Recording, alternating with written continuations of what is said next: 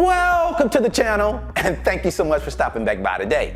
I'm Brandon, and today we're discussing how much money I've actually spent on startup costs to get my new insurance business off of the ground.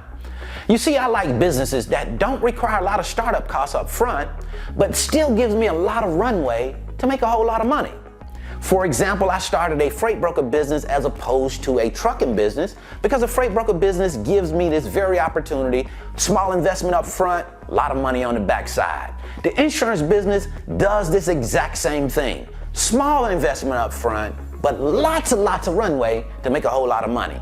So today I want to discuss with you just how much money I've actually spent. I'm going to lay my expenses out up until this point, and you'll see exactly how much money it's going to take to get started in an insurance business. So come on inside, sit back, relax. Let's get down to the business. And just in case I missed it in the introduction, not only am I sharing the startup costs with you today, I'm also sharing with you the cost to operate this business.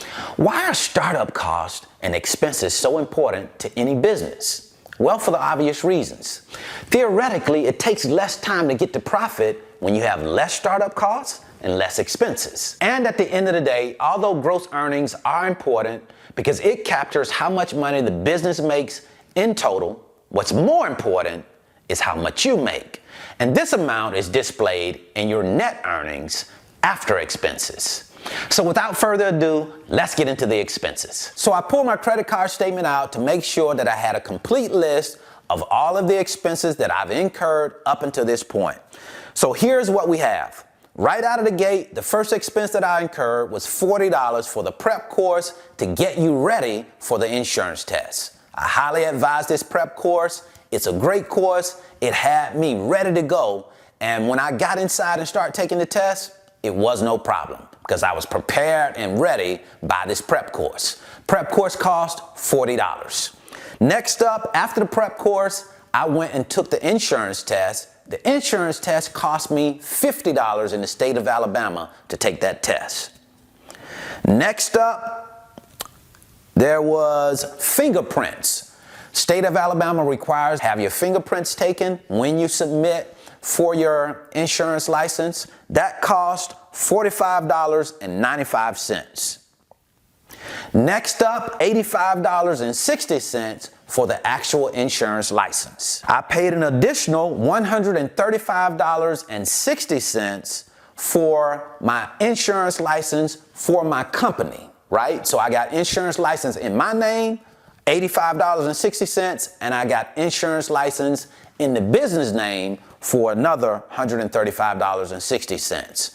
That gives me a grand total of about $357 of total startup costs to get started in this business. Now I want to talk to you about my cost to operate. This could be a little bit different for you. You may not have all of the costs that I am going to incur simply because of how I decided to run my business.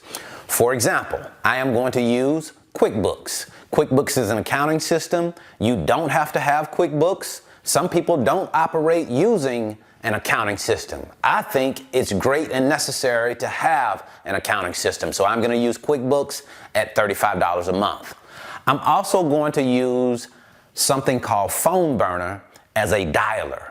You don't have to have a dialer, but a dialer, I believe, will make me more efficient in the job that I'm doing every day. So I'm going to use a dialer called Phone Burner, and it's going to cost me $165 a month. I've also decided to use YouTube to help me build out my business. So I'll also be using a CRM in conjunction with YouTube. CRM means Customer Relationship Management System, and I expect to spend about $1,500 a year on this CRM. Last but not least, this is a cost that you don't have to have in your business. But then you have to ask yourself, how am I going to get leads? Am I just going to do cold calls? If you are just going to cold call, you don't necessarily have to have a lead investment. Me personally, I am going to make a lead investment into my business every week. I am going to make $500 lead investment when I first get started until I can produce or generate my own leads. You will have to decide whether or not you'll make a lead investment or you'll rely on making cold calls. I think that making cold calls is the long or forever game, I would call it. It takes forever to call people, cold people who are not expecting your call. It takes a much longer time to sell something to those people than it would someone who is looking for you to call. They have filled out paperwork and said, hey, I want more information on this topic. I would certainly much rather go to people like that because I'm going to sell products to those people faster than I would people who are not interested in my products. Now, the total cost to operate my business will be about $2,325 a month. That's not a lot of cost, but I'm always looking to decrease my cost as a business owner. And when I look at these costs, I'm looking for the termite, the biggest termite. In this case, it's obviously my lead investment at $500 a week, $2,000 a month. So what I'm looking to say is it possible that I can decrease my lead cost? Sure it is. If I can generate my own leads, then of course I wouldn't need to go and buy leads. So I am going into this business with the idea in my mind that I have to generate my own leads at some point. So this was a quick overview to give you some idea of what it would cost you to start your own insurance agency. I hope this information was helpful. Have a great day. Have a great rest of your week. Until the next time, see you at the top because the bottom is too crowded.